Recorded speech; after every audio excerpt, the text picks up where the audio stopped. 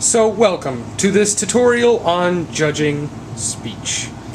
Now, before we jump right into how to judge specific events and how to judge any kind of event and fill out the ballot, we need to go over one little thing. What exactly is a speech event? Well, a speech event is simply that. Rather than having teams argue against each other, this one has a more creative flair to it, where they try to express an idea, a process, virtually anything they want to, depending on which event they're in.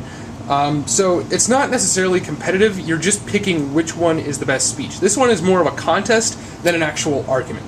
So let's go over a sample schedule real quickly to let you know what I'm talking about. So a schedule might look like this, where they'll have round 1 debate, then round 1 speech, then round 2 debate, then round 2 speech. Now, the reason I show you this is so I can show you what speech really is. It's an entirely separate event from debate. So someone can compete in both debate and speech. So this is just one schedule. Some tournaments might run it like this, where they have 3 rounds of speech and then 3 rounds of debate. And of course there will be finals in both speech and debate, but we'll get to that later. So even if you're a little confused, all you need to know is you, as the judge, will just be sitting in a round with about five competitors, and then you're just going to say which one you like the best, which speech you like the best, at least. And you do that with this. This is a standard ballot for speech events. And you'll have one of these for every single speaker in the round. It'll be maybe 4 to 6 speakers per round. So, my camera isn't exactly high quality, so if I showed this to you, you probably couldn't see it. So I've taken the liberty of blowing it up on a separate piece of paper, so you can clearly see what I'm talking about. So, the first thing a speaker will do when he stands up to speak is tell you his title. And that's what you'll write right there. You'll just write the title of his speech. It might be Starving Children in Africa, The Great Gatsby, General Patton's Last Stand, not General Patton, Custer's Last Stand, I apologize. And then he'll also give you his code. And this code is just what he is to the tournament. So it might be 6KB, with 6 being his school number, and then KB being his initials, or 2RR. It doesn't really matter, but whatever it is, it'll usually be a letter and a number, and that's where you write code. Then, for these 4 items here, you are just going to watch their speech and then fill it out as you go along. So, speeches you'll have to time by yourself, and that's where you put the minutes and the seconds. Speakers always love to see this on their ballots just because they get to see how long over time they were going, because they don't get to time themselves in these events. So, as they're going through their speech, you might write them some comments, what they did good, what they did bad, what you liked, what you didn't, what they could improve on. And that's this blank space. You have a lot of space to write comments. And then, when they're done, and everybody has given their speech, I can't stress that enough, you fill out a rank. Now, rank is first, second, third, and then a 4. So first is whichever one you like the best, second is the one you like the second best, and third is the one you like the third best, and fourth is 4th place on. So both 4th place and last place will both get the same ranking. But that doesn't mean that they were equal speeches. It's just how we do things. And then of course you're going to fill out the rating, how good of a speech it was. You can typically rate it on a scale of 3 to 10, and that really doesn't matter. What really matters is the rank. Whoever gets the 1 in round will win. So let me just go over a little judging etiquette here, because a lot of judges don't want to hurt anyone's feelings, so they'll write "good job" in the comments. Good job. But then they give them a 4. And while you didn't hurt anybody's feelings, this in the end does hurt the speaker. Simply because you're telling them that they did great and there's nothing wrong with their speech. However, you gave them a 4, so there was obviously something. So give them constructive criticism, tell them what they can improve on. I assure you, you're not going to hurt anyone's feelings. And you fill out one of these, so let's say it was a 4, it was an average speech, so you ranked it 6, it was like 3 minutes, 30 seconds long, and of course you wouldn't write good job, but let's just leave it there for now. And then so that would be your first ballot, and then you would move right on to the next one, and the next speaker would come up to give his speech. So let's move on to the types of speech events. So when we talk about speech events, there are 12 in all, and they come in 3 categories of speech. So, once again, they split off into 3. We have interp, or interpretation.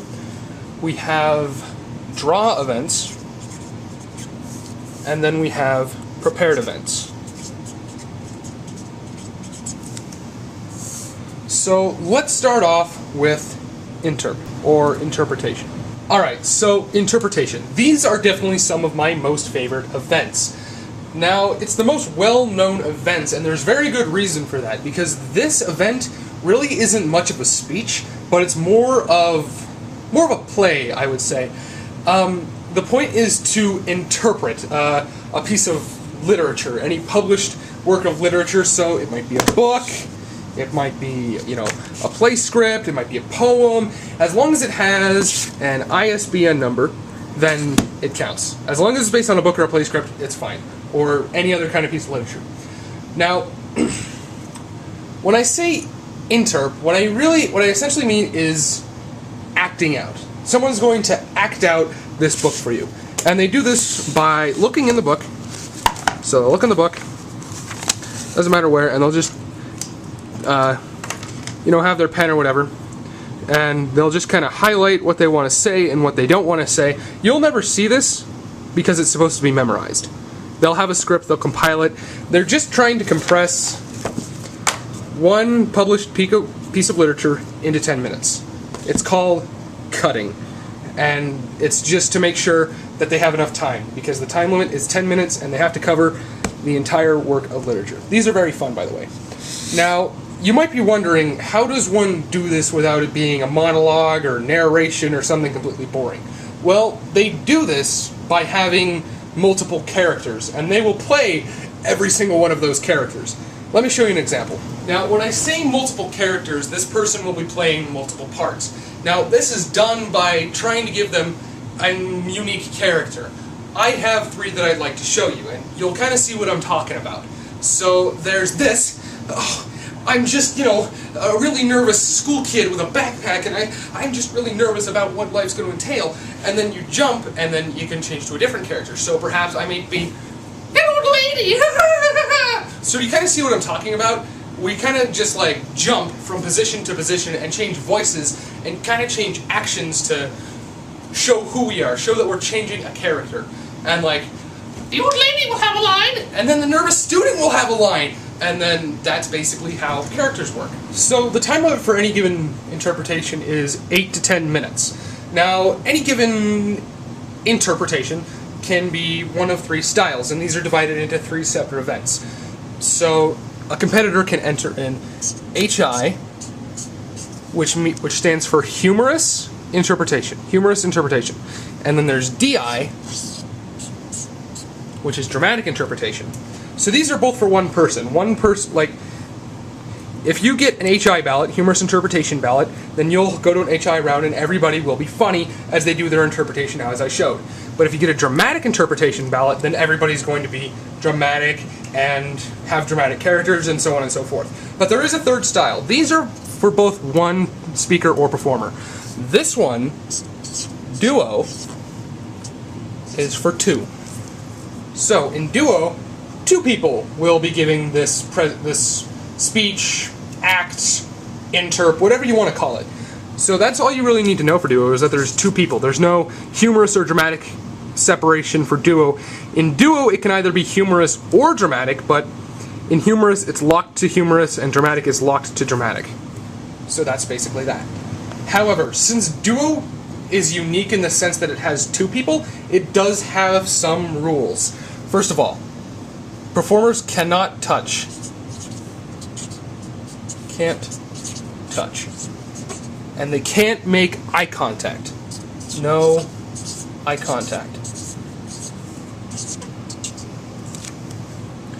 And lastly, Actually, yeah. That's pretty much everything you need to know for Duo, and it's essentially the same thing. So here's the basic organization for an interpretation. So first of all, there will be the teaser. Now the teaser is cut from the book, just somewhere in the book. And this usually introduces the piece, shows what it's about, and so on and so forth, just to give you a little taste. So it's a teaser. Some people call it a taster. Now they have the intro. The intro is essentially an introduction. It's to introduce the piece. They'll kind of tell you what kind of idea they're trying to convey, like some kind of character models, a theory about it, you know, a little information about the author, but in the end they should give you both the title and the author and the name of their piece. That's where they'll give it to you. And then from the intro they jump right into the body, and this is where the piece really does end and begin at the same time. Begin and end. So, yeah, the body's definitely the biggest part.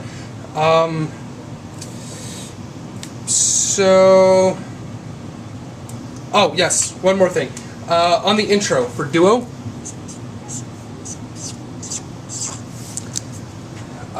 the rules of how they can't touch or make eye contact, they can touch and make eye contact during this little intro. And you'll definitely see when they're giving their introduction, because it'll have a different style, they'll be in neutral character position, and so on and so forth. It's very obvious, but at this point, they can touch, they can make eye contact. Now, you're probably wondering what the point of the teaser is. Well, see, in the olden days of debate, there was only intro and body. This board judges very much, so they decided to add the teaser. Now, the teaser does exactly what it's supposed to do. It gives you a taste, it gets you interested, it kind of conveys the ideal they're trying to give off, and interps are very entertaining. And that's all you really need to know. Let's move on to draw events. Now we have what's called a draw event. Now, when we say draw event, what we really mean is limited preparation. But where does the word draw come from? Well, in draw round, a speaker will get a topic 30 minutes in advance, and then they will begin to prep it out. So the draw room where they pick their topic, it's separate from where the actual competition will be held. We'll give them a choice of 3 topics, and then they take it, and whatever the rules are, they'll just prepare it, and then they'll deliver the speech. So the first event we're going to cover in the draw category is called Retold, or Retold Story. And Retold Story is essentially that. It's a story that's retold. But as I said before, these are limited preparation events. So the draw room where they get their topic, they will give them a choice of 3 topics. But these topics are different from what you'd expect. They're children's books. So they'll give them a choice of 3 books, and then the speaker will pick one, say they wanted to do Mickey Mouse and the Great Lot Plot, and they'll read through it, and they'll just start to kind of decide how they want to retell the story. Depending on who you ask, it doesn't necessarily have to be word for word, and it definitely will not be word for word, but it still has, the plot still has to be maintained. So, like, it still has to make sense, but it doesn't have to be the exact same text, the exact same jokes, but it has to begin, continue, and end the same way, plot-wise. Anything else is up to the performer. So 30 minutes to prepare, and it takes 7 minutes. Now, this is very similar to an interp in the sense of performance and organization and performance. Once again, having the teaser, the introduction, and then the body, and of course having the multiple characters, and so on and so forth. So 7 minutes. It's more of a summary rather than an actual event. Random children's book. This one's very fun to judge and very simple. Then there's another more popular event called extemp, or extemporaneous speaking. Now, this is where we start to delve into the more speech part of speech events. This is an actual speech. It's not acting like interp or retold, and this will cover real-world issues. Now, once again, this is a draw event, so they get a random topic 30 minutes beforehand. and then they will have 30 minutes to prepare their speech. Now they do this by using evidence. Now they can use evidence that was brought into round with them, like physical evidence, like newspaper, magazines, and they can even use laptops as long as they have the files on their computer. But you don't need to worry about that. All you need to worry about is their speech. So they'll cite various newspapers. They won't have the articles with them. The speech is really supposed to be memorized, but a 4x6 note card is allowed. Now, topic-wise, they range from economics to politics and world affairs, basically anything that you'll find in the newspaper headlines. So it'll be world issues. Some tournaments divide it as United States and foreign and domestic, but most tournaments will just have it all mixed together. And it's a 7-minute speech event, so 7-minute maximum to give that speech. And then finally we have impromptu speaking. Now, the main thing you need to know about impromptu speaking is this is very different from the draw events. As a matter of fact, it shouldn't even be considered in the draw events, but I am including it within the category just because it's set up similarly in the sense that they have limited preparation time. So, you, as the judge, when they go into round, will provide them with the random topics. They will have 3 to pick from, so, you'll let them pick 3 slips of paper, and one will have a topic on it, another will have a different topic on it, and then a third will have a completely different topic on it. And then they get to pick. So let's say they went with topic number 2, and then they will give you a speech on topic number 2. But there might be some tournaments who will run it like they will just get 1 piece of paper and they will pick from 1 topic on there. So, it just depends how the tournament is run, and they'll definitely tell you how to do it. So, the topics. The topics are quite interesting because they can range from anywhere from quotes to just plain old words, like quotes like, I can't think of any quotes offhand, but like quotes by famous people, actors, historical persons, so on and so forth. And I've seen some that are just words, like it'll give them a word like happiness or sadness or victory or something like that. And then they'll also give current events where it just states a current event, like perhaps what's happening in Ferguson right now or some other thing, and they'll just give you a speech on that particular topic. So as far as prep time goes, as soon as you give them the topic, they have, I think they have 10 seconds? Yeah, 10 seconds to pick their topic, and then they have 60 seconds to prepare their speech. And they'll do that right in front of you. They can't write anything down. It's supposed to be memorized. They'll just kind of pace and think about it for a while. And during this prep time, you can't help them. If they don't understand a word or something that is going on, you can't tell them whatsoever. I've had people in rounds who just don't know the word that was on the topic that was given to them. So then the actual speech itself is a minimum of 2 minutes and a maximum of 4 minutes. And it's one of the simplest events out there. Saying that, it's very easy to judge, and there's going to be a lot of people in an impromptu round. Because it's simple, and because it's very easy to do. And so now we can move into my favorite kind of event, other than interpretation, which is prepared events. Now, I'm not taking a claim away from interp, saying it's not prepared, but these are definitely the more speech aspects portion of speech. These will be actual speeches about real-world topics and ethic topics, and you'll see. So let's go over our first style of speech called original oratory. Now, some call original oratory or OO. See, OO. We do abbreviate original oratory to OO, just to make things easier. And some have called OO, or original oratory, the big brother of impromptu speaking. And here's why. Original oratory is just that. It's an oratory about an original thought.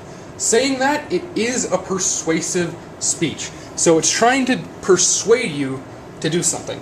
Not like, not anything specific, but like something within yourself. Like, so it'll be a persuasive speech. It is persuasive. And it'll try to get you to do something. And when I mean do something, it like relates to the topic. So I remember one original oratory about optimism, and the speaker said everyone should be optimistic all the time. Of course, that's not how he said it, but that was the topic of his speech. So it's persuasive, and like the topics are like behavior-wise. Like, I know one to stop using abbreviations like yo, you only live once. Some such as the connotation of words, some as your appearance. It really doesn't matter the topic as long as there is a call to action.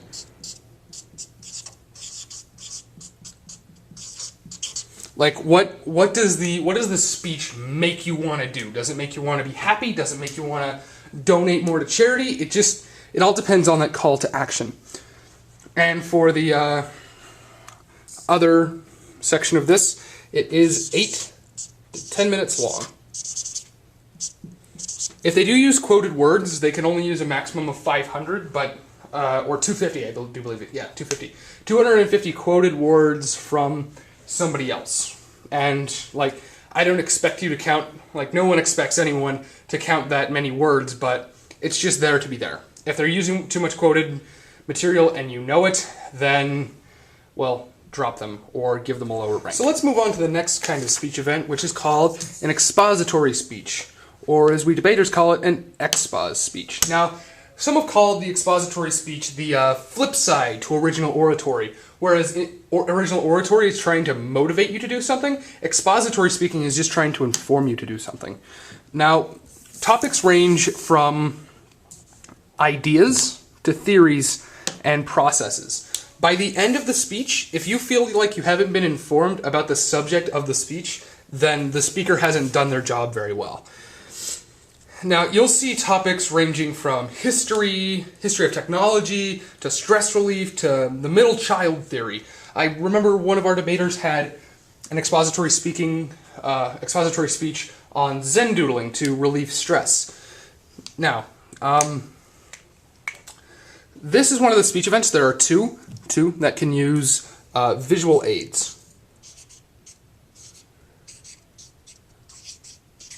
You can use visual aids. And when I say visual aid, this has been a little ambiguous in the circuit. Mostly, people like to use posters, but also can be used are projectors. I've seen slideshows on computers. Really, just visual audio aids can be used. Also, what can be used is a 4x6 note card, in case they don't have it memorized. So they are allowed to do that. It definitely looks better if it's memorized, and those will definitely be the better speeches. Those are memorized. So by the end, you should feel informed about a previously unknown subject. So like, what makes all of this matter, like these three topics, the best topics are the ones that are unique. Unique and lesser known. So if you don't know about a subject, even better. Then they'll educate you about that. That's the whole point of expository speech. And of course, the time limit is 7 minutes. And next up we have salesmanship, or otherwise known as sales. Now, as you probably guessed, this is an event about, you guessed it, sales. Now, this is also an informative speech, similar to expository, but the point here is to educate, to sell rather than educate. So, there are some similarities to expository speaking. First of all, you can't, the speaker is very encouraged to use a visual aid. Otherwise, their speech really isn't all that exciting. A 4x6 note card still may be used if they, don't quite have it memorized, but once again, the ones that are truly memorized will be the best ones. So there are a few specifics on the product that they are selling. Yes, it has to be a product. See, I got my little stick figure holding a product there. They have to have the product. They have to have it with them. They can't have it they can't have a picture on their display. They have to have the actual packaged product with them. And on that note, it also has to have a brand name. Like, I've heard of one person doing They were just selling a guitar, but the guitar didn't really have a brand name, so it wasn't a very good speech to begin with. Also, on that, they must have the product, it must be brand name, and also it cannot be a service. Like, let's say we have Gus the cleaning guy. That's their product. Well, that's great and all because it has a brand name of Gus the cleaning guy, but no service is allowed. So the speech itself is 3 to 7 minutes long, 3 being a minimum, of course. And there's something actually quite different that sets this apart from every other speech event. It requires the participation of you, the judge, to ask the speaker questions. And you have 2 minutes to do this, and this is mandatory. They cannot choose to not participate. You can ask them questions. So, like, the questions will be, like, things you're not sure about the product, but you know they should have had. Like, what's the product's price? Does this product work? Will this product do this? Will this product do that? So just ask questions you're curious about with the question and answering. See how they handle themselves. Because really, this thing right here, 2-minute question and answering period, this will show how much effort they truly put into their speech. Because it'll show how much they actually know about the product they're trying to sell. And that is the most important part of salesmanship. And now we will do one of my favorite prepared speech events. After dinner speaking. Now this speech event is hilarious. We call it ADS, but you know, some people call it after dinner speaking, or ADS. Like, it doesn't matter, everybody knows. But don't let this title confuse you. This speech event is mimicking like after a banquet, like after a wedding with like people toasting the bride and groom and they're funny about it. That's where this speech event takes place. It has a setting. It's after some kind of banquet. So let's take a look at what an ADS is. Now, first of all, as I've mentioned before, it's funny. A lot of these are so funny, and these are original ideas. These are completely originally written, and the idea is to be as humorous and as funny as possible, but still make sense. That's why we move on to number 2, the fact that it conveys an idea. This is very important. A lot of people write their after-dinner speeches with the intent of just being funny. That's their whole point. Where ADS is a lot more than that. ADS conveys an idea. And what I mean by that is like, it's a bit like original oratory, how it tries to like show you something that you didn't really think about before. Like, one of the most common ideas is stereotypes. Like, when I wrote my ADS last year, I had my stereotypes be stereotypes for like people who play video games. That was my stereotype. And I pretended to be like someone who was obsessed with video games to like show that we're really not that bad of people. And like there have been other ones like lifeguards, vegans, coffee baristas, stuff like that. It's usually stereotypes, but it can usually be something else. Like I saw one with rejected Sesame Street characters, and that was really funny. So, as such, there are also characters involved. Now, when I say characters, yes, I do mean what we had in our interpretation section of this video. So they might have characters like that. Now, this is, like, everybody in an ADS round is going to be playing a specific character. Everybody will be playing one character, because this has a setting, it has a theme. They'll be playing the person who's giving the speech, be it a gamer, be it a Sesame Street character or a lifeguard or whatever it is. But some people have several characters. Some people use about 3. I use 4. But most of the ADSs you're going to see just stick to 1. And once again, 4x6 note card, if they don't have it all the way memorized, is allowed. And once again, that's not always going to be the best speech. Time-wise, it's 4 to 6 minutes, 4 being the minimum, and if they don't have at least 4 minutes, then it really isn't that great of a speech to begin with. Alright, last one. Oratorical analysis. Now, as you may notice, we've already had an event quite like this, original oratory. And as you would expect, oratorical and oratory both mean something pertaining to speech. So in oratorical analysis, you guessed it, they're going to analyze an oratory, which is a speech. So, and we call it OA. Now, I don't have my cool demonstration for this because it's very, very simple. The speaker will have selected a speech from a historical, will have selected a historical speech and will read the speech and then analyze it. So pretty much any person in history that ever made a speech is fair game. So I've seen some speeches by John F. Kennedy, Martin Luther King, General Patton, so on and so forth. So really, as long as it was a real speech that actually took place from a real person that existed, then they can use it. So it is a 10-minute speech event, so it is quite lengthy. These can be very, like, if the speaker doesn't do well with it, it can be very boring. Now, I say that very, very loosely, because there are good speakers out there who can make you, like, be really excited about an oratorical analysis, because this is where it comes into place. The best speeches will talk about how this speech, like, how their speech impacted the world, and how the speaker impacted as well.